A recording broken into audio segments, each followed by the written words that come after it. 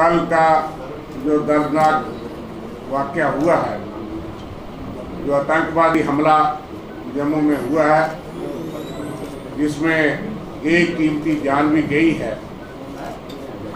Shri SP Patil ji ASI CISF के और कुछ 10 के करीब हमारे जवान जख्मी भी हुए हैं। इस पे हम गहरी चिंता व्यक्त करते हैं और बहुत ही स्ट्रांगली इसको कंडेम करते हैं। बहुत ही दुख की बात है कि जम्मू सिटी के आउटस्कर्ट्स में प्राइम मिनिस्टर के आगमन के एक दिन पहले इस किस्म की वारदात का अंजाम देने में टेररिस्ट जो है वो सक्षम है। कश्मीर वादी के अंदर भी कल भी टारगेटेड किलिंग्स के सिलसिले में 2 वेस्ट बंगाल के लेबरर्स को टारगेट किया गया नौगाम एरिया में।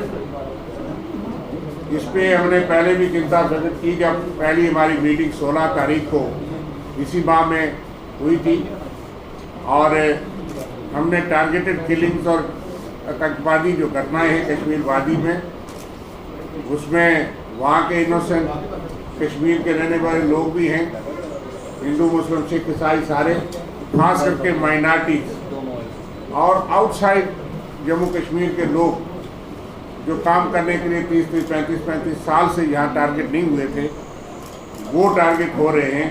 इस पे हमारी गहरी चिंता है।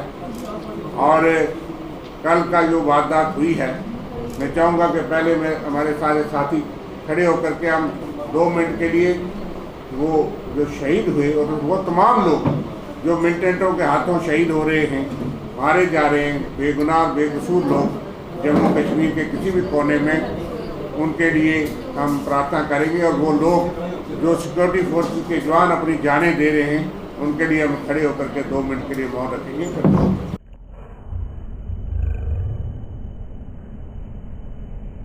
जम्मू कश्मीर को बेरहमी से तोड़ मोड़ करके उसको डाउनग्रेड करके यूनियन टेरिटरी बना दिया गया।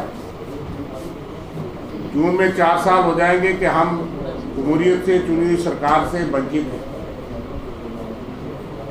इसलिए मुख्तलिफ पॉलिटिकल पार्टीज ने मशवरा किया और सोशल ऑर्गेनाइजेशन जो हमारी जितने भी आप साथी बंधु जिनका इंट्रोडक्शन आपको दिया गया, उन्होंने मशवरा किया कि क्योंकि कल प्रधानमंत्री जी जम्मू कश्मीर के दौरे पे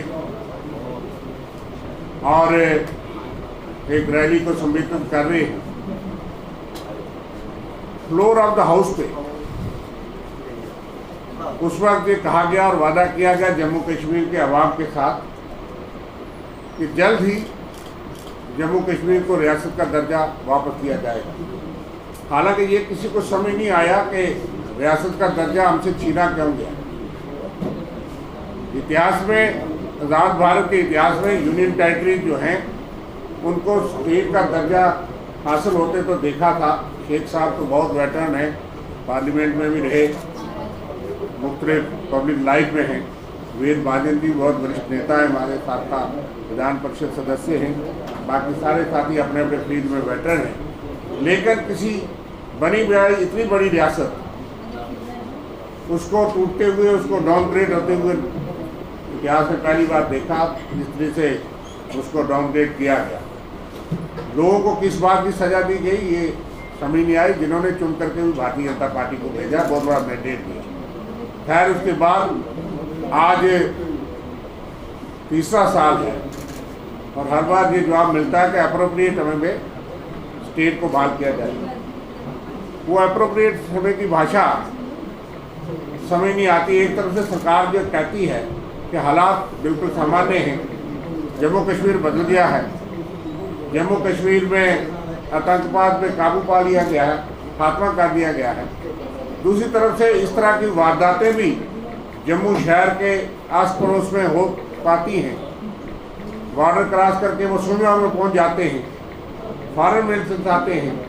कश्मीर के अंदर भी सिलेक्टेड और टारगेटेड किलिंग्स हो रही हैं। तो वो पैमाने क्या है वो अलग बात है। इस चीज़ में आतंकवाद के विरुद्ध और देश के खिलाफ जो साजिश है उसमें हम सब इकट्ठे, वो एक चुनौती रही है पिछले 30-35 साल से वो चुनौती रहेगी, लेकिन स्टेट होड के लिए ये वादा बनाया गया और बहाना बनाया गया। हम समझते हैं वो जम्मू कश्मीर के अवाम के साथ बेइंसाफ़ी। हम ये समझते हैं कि कोई ऐसा बशर नहीं जम्मू कश्मीर का जो ये ना चाहता हो कि हमारी कोई इस रियासत हमें वापस मिलनी चाहिए। और ये एक ऐसा मुद्दा है जिसमें कोई विवाद नहीं है किसी भी पॉलिटिकल पार्टी को। हम भी जो पॉलिटिकल पार्टी या सोशल ऑर्गेनाइजेशन हैं, हमारे अपने अपने एजेंडा और अपने अपने गोल्स हैं, उनको डाइल्यूट किए बगैर, उन अपने अपने स्टैंड को डाइल्यूट किए बगैर, अपने अपने एजेंडा और मैनिफेस्टो और मंशूर को डाइल्यूट किए बगैर हमने वो इश्यूज़ जो 3 बुनियादी इश्यूज़ इस वक्त जम्मू कश्मीर के अवाम चाहते हैं कि ये फौरी तौर पे हल होने चाहिए, उन पे हमने यूनानिमिटी बनाई है। पहली बात कि प्रधानमंत्री जी कल ही अनाउंस करें। हम ये अपील करते हैं कि जम्मू कश्मीर की जनता की वॉइस रेज करते हैं कि रियासत का दर्जा जम्मू कश्मीर को फौरी तौर पे बहाल किया जाए। दूसरी बात कि जहाँ पे मैंने जैसे कहा कि 4 साल होने आ रहे हैं कि डेमोक्रेसी से हम वंचित हैं, चुनी हुई सरकार से वंचित है। लोगों को गवर्नेंस के बहुत बड़े इशूज हैं। गवर्नमेंट नाम की चीज़ नहीं है। ब्यूरोक्रेटिक निज़ाम में हर कोई आदमी त्रस्त है, मजदूर हो, अनएम्प्लॉयड यूथ हो, वर्कर हो, सेमी एम्प्लॉयड हो, अनएम्प्लॉयड हो, टेम्परेरी एम्प्लॉयड हो, फुली एम्प्लॉयड हो, हर सेक्शन के, किसान हो, बॉर्डर के लोग हो, रिफ्यूजीज हो, कोई ऐसी सेक्शन नहीं जो हरास नहीं है। इसलिए डेमोक्रेसी का बहाल होना बहुत ज़रूरी है और जल्दी चुनाव होना बहुत ज़रूरी है। लेकिन उससे पहले जो डिलिमिटेशन की प्रक्रिया चल रही है, उसकी ड्राफ्ट रिपोर्ट जो आई है, उस पर हम सबको, लोगों को बहुत सख्त आपत्ति है।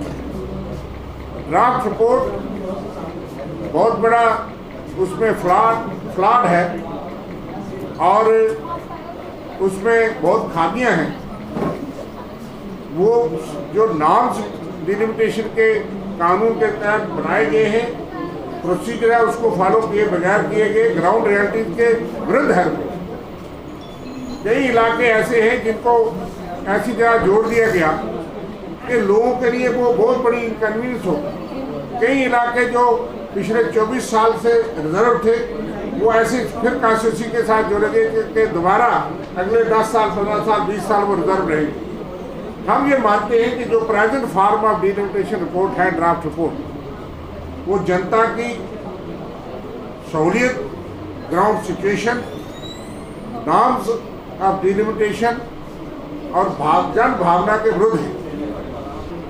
उनको ये एक्सेप्टेबल नहीं है ड्राफ्ट रिपोर्ट, और ना ही कमीशन ने पर्याप्त तरीके से पॉलिटिकल पार्टी या बाकी लोगों को सुना है, एक फॉर्मेलिटी और आईवाश के तौर पे किया गया। अगर ये ड्राफ्ट रिपोर्ट की मेजर रिव्यू नहीं हुआ और इसमें अमेंडमेंट्स नहीं हुई, उनको उसको ठीक नहीं किया गया कि अगले 10-20 साल के लिए ये जम्मू कश्मीर के और मुख्तलिफ इलाकों के साथ बहुत बड़ी बेइंसाफ़ी होगी। बहुत से, मैं एक कितने उदाहरण दूँ कि किस तरीके से तोड़ मोड़ करके, डाइसेक्शन करके जिस तरह से किया गया, ये मैंडेट डिलिमिटेशन का नहीं था और ये पर्पस नहीं था।